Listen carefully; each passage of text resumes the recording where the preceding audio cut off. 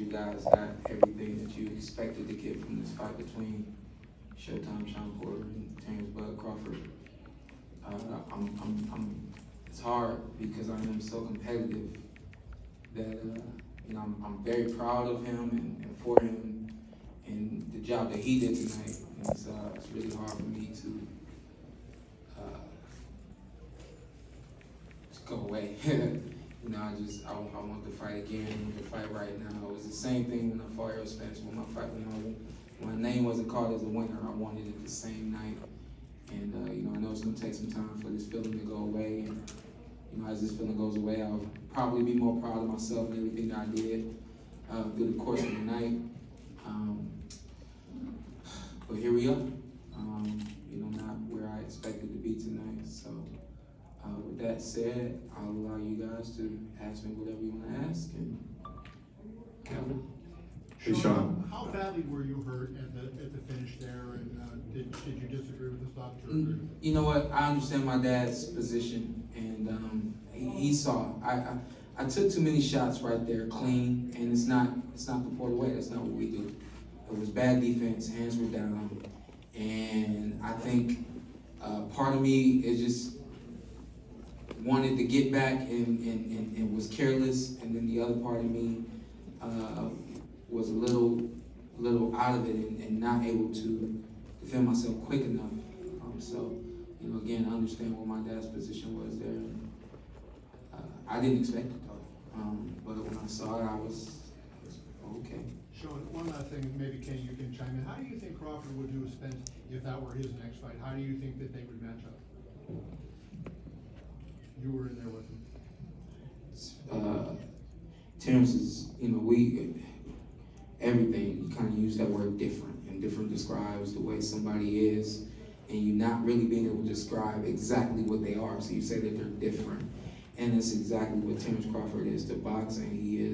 He's different. It's like you can't really pick up everything that it is that he does. You just know that he does everything more than exceptionally well.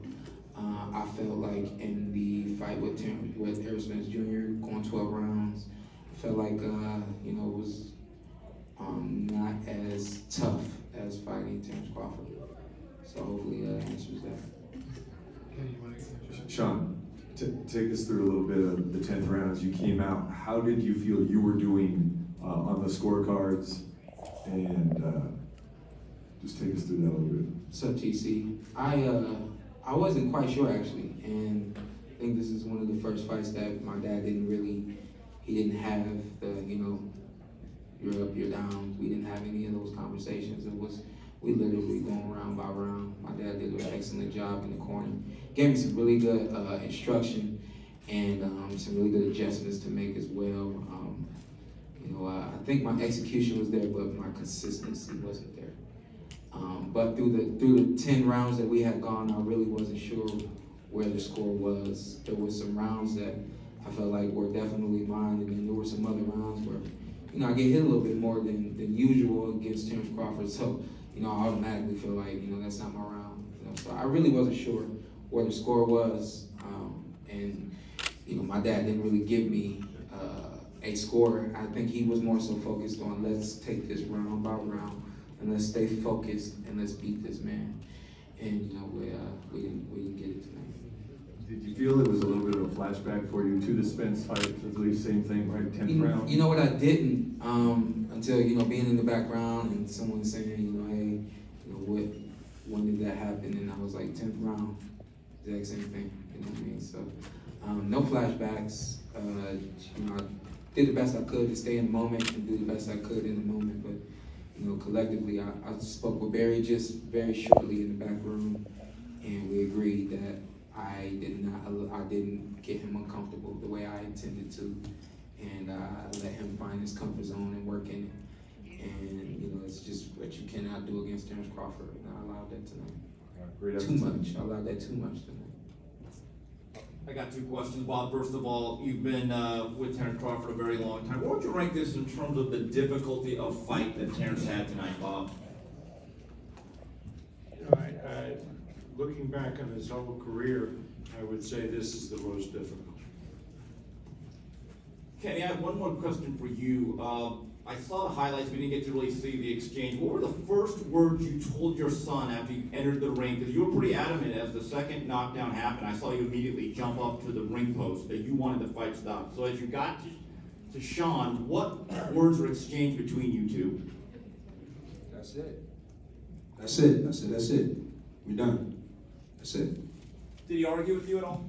No, there was no argument. He was more within himself, mad at himself, not mad at what I was saying to him. Like, he was kind of stuck in this, there,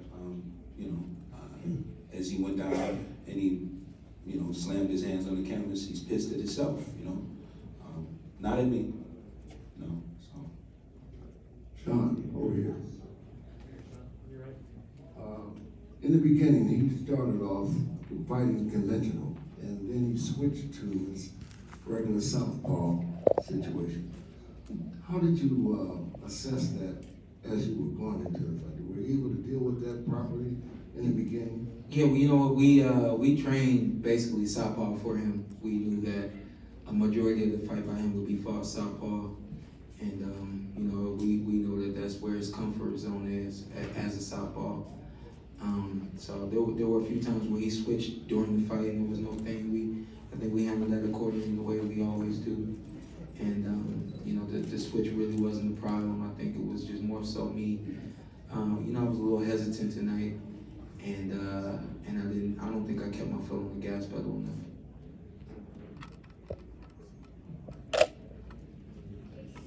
Shawn, when that first knockdown came in the 10th, did you feel like you were wilting to Crawford's pressure? Because it seemed like at that point the fight was dead even. No, I didn't. I thought that, even the movement and moving backwards, moving to the side and things of that nature, I felt like I was doing what I needed to do and what I wanted to do. I didn't feel like it was him pushing me forward or anything like that. So I thought that the fight was going accordingly.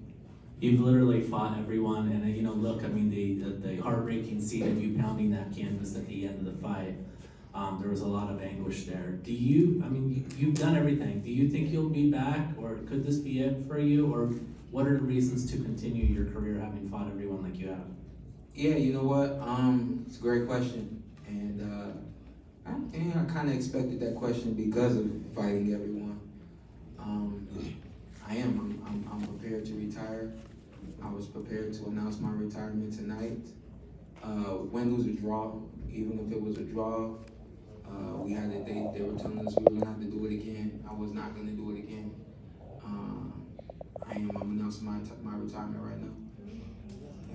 Living legend, great career. All of them.